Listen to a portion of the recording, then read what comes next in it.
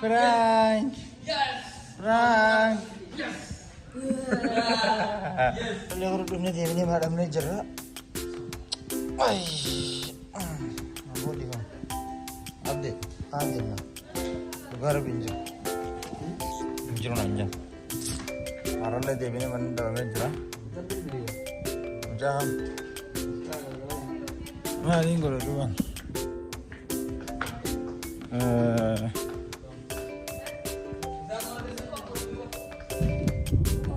Mana berapa perbedaan? Mana orang sinjiru?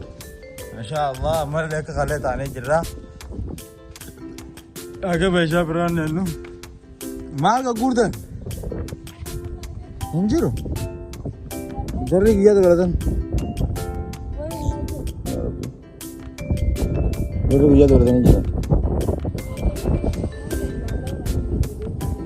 Hah?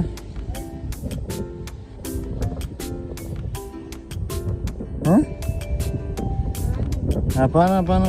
Ano ko dyan? Ako dyan ah. Dacha gani?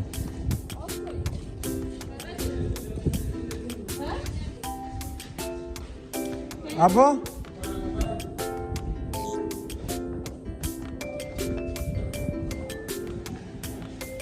Prank! Prank! Prank! Prank!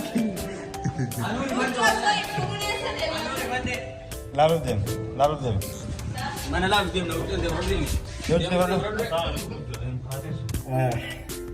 Guys, lepas terkadang dia buat kolab.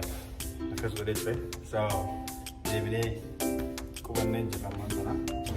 Akasi subscribe share kurang channel ini baru baru guys subscribe di channel. Enggak ada mau foto sinyal video blog ke baik hijrah sama blog ke baik hijrah.